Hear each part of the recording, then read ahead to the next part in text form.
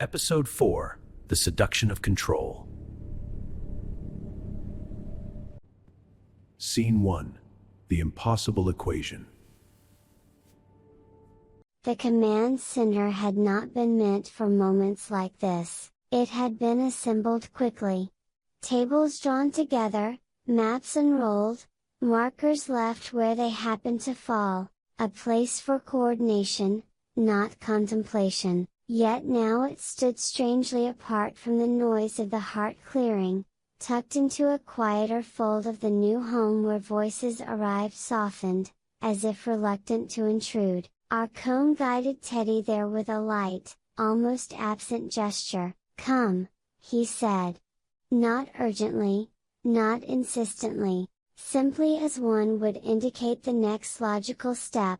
Behind them, the murmur of the crowd continued, questions overlapped, someone raised their voice, someone else fell silent. Lucy's name drifted once through the air, sharp with frustration, before dissolving into the general unrest. Teddy heard it. He stiffened. "This isn't right," he said, stopping short of the table. They pushed her aside. "We should." Arkhon did not contradict him. Instead, he reached forward and unfolded a single sheet across the maps already spread before them. The paper was heavy, reinforced, its edges lay flat without curling, as if accustomed to being obeyed. At its center stretched a lattice of lines. Precise, interlocking, unforgiving, angles repeated in unfamiliar symmetry. Boundaries were marked not with color, but with density, places where the ink thickened, darkened, insisted. "The dream world's defensive schema," Arkhon said quietly, "as it stands." Teddy leaned forward despite himself. The noise from outside thinned, not vanished. Never vanished. But pushed back, muffled, like sound heard through stone. He scanned the drawing once, then again, his brow furrowed, not in anger, but recognition. "This doesn't hold," he said. "The load paths intersect too cleanly. There's no tolerance for variance. Any fluctuation along the eastern boundary creates a cascade." Arkhon finished gently. "Yes." Teddy's eyes narrowed, his paw traced an invisible line above the page, stopping where 3 segments converged. "There," he said, "that junction shouldn't exist. It's elegant, but it's wrong." Arkhon inclined his head. "The smallest degree, that is what concerned me," he replied. "Everyone else sees complexity, you see structure." Teddy straightened a fraction. Around them, the command center seemed to recede, the walls felt farther away, the table more solid beneath his weight. "You're right," Arkhon continued, "the situation is chaotic. Lucy comforts, Thinksy inspires, both are necessary." He paused, just long enough. "But this?" His finger rested on the marked junction. "This requires someone who understands inevitability. Someone who can build a lock instead of a lullaby." Teddy did not answer. His gaze was fixed now, unmoving. "If that point fails," Arkhon went on, voice level, unhurried, "the shadow does not need to attack, it will simply arrive within the hour." The words settled with mechanical certainty. "Lucy can soothe what comes through," Arkhon added. "Thinksy can make it beautiful." Another pause. "But only you can prevent it." Something in Teddy shifted, not outwardly. Not yet, but the warmth that had softened his movements over the past days. The slight give in his shoulders, the moss that had begun to cling to the edges of his stony skin. Stilled, his surface sharpened, the stone remembered itself, the dream worlds responded in kind, the distant clamor faded further, replaced by a rhythm that did not belong to the room, a steady, precise ticking, like a clock counting down somewhere just beyond hearing.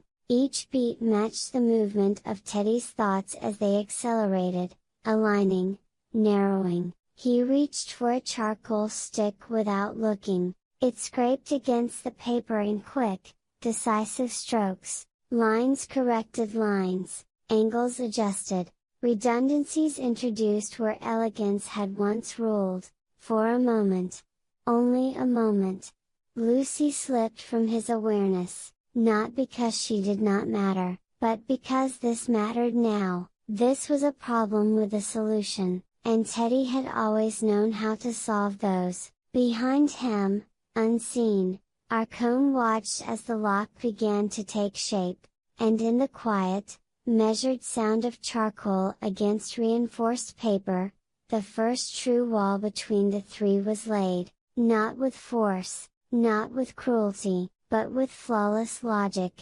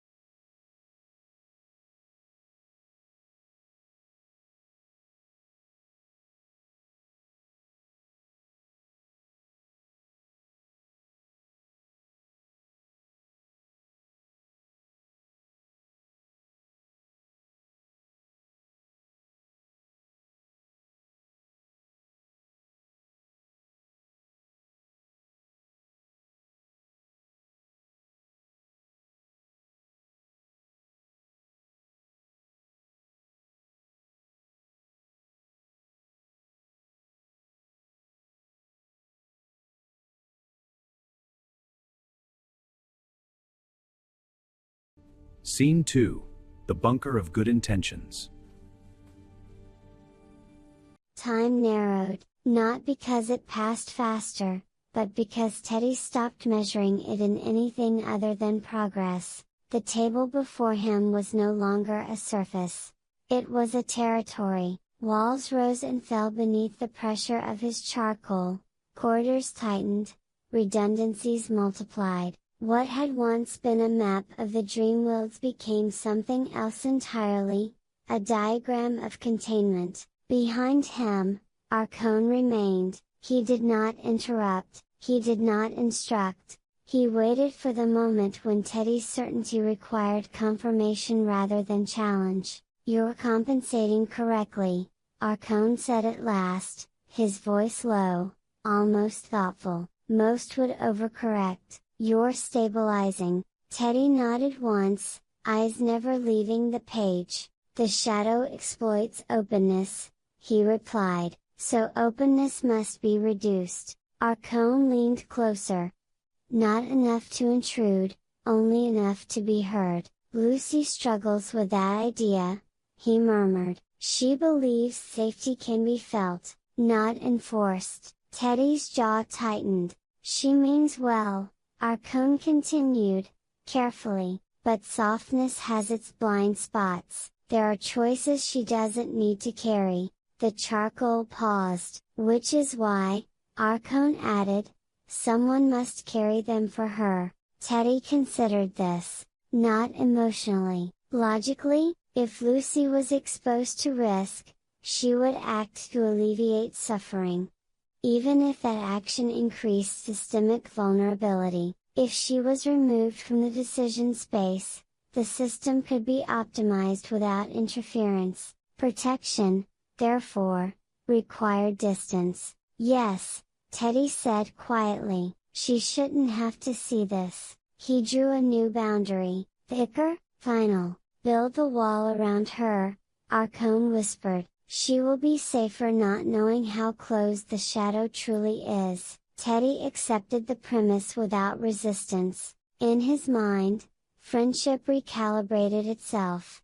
Not as presence, but as performance. Care became a function, love, a deliverable outcome. He reached for the communicator. The click of its activation sounded unnaturally loud in the hushed command center. "Reallocate materials to the eastern rampart," he said, voice steady, impersonal. "Increase density, no aesthetic allowances." A pause. "Lucy is to be moved to Sector 4, secure perimeter access. Lock the gate once she's inside." Another pause. "It's for her protection." The words were accurate, they were also complete. No explanation followed, none was required. As messages were relayed and runners dispatched, Teddy continued to draw. His world had reduced itself to vectors and thresholds, inputs and outputs. Names became labels, friends became variables.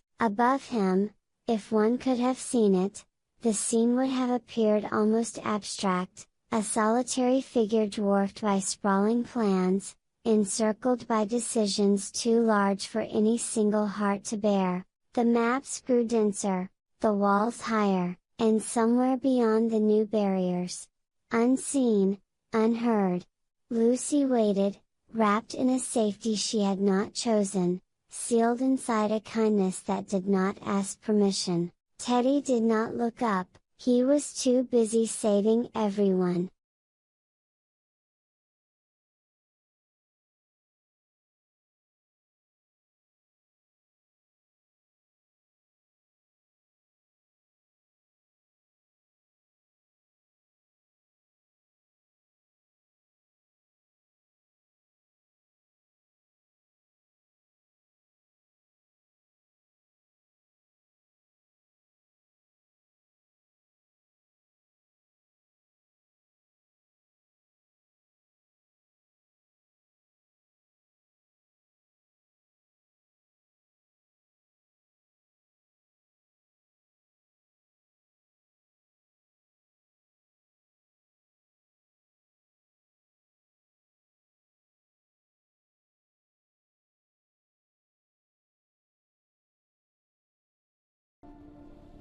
Scene 3, the triangle broken.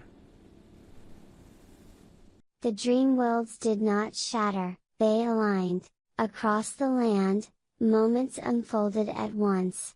Separate, precise, irreversible. High above the heart clearing, Thinksy stood upon a pillar of pale stone. Light gathered around her as if drawn by instinct, refracting through her form until his outline blurred into brilliance. She did not move. She could not. The joy that once carried her now held her in place, condensed into something blinding and brittle. Her eyes were wide, fixed on a horizon she no longer understood, her body perfect in posture and utterly still, a statue crowned with fear. At the edge of the crowd, Lucy watched. The voices around her pressed close, yet none reached her. The barriers Teddy had raised were not all made of stone, some were made of silence, others of procedure. She tried to step forward, but the space did not yield. She called out, but her words dissolved before they could find their shape.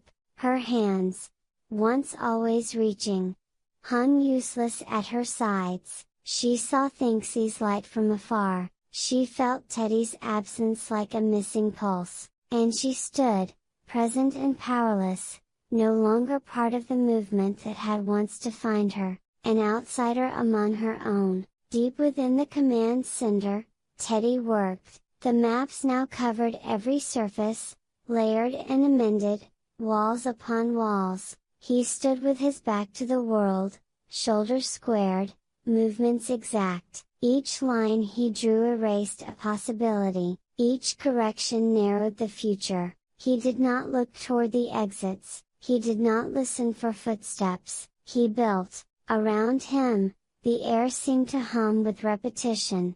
A rhythm without warmth, steady and unyielding, like thought stripped of doubt.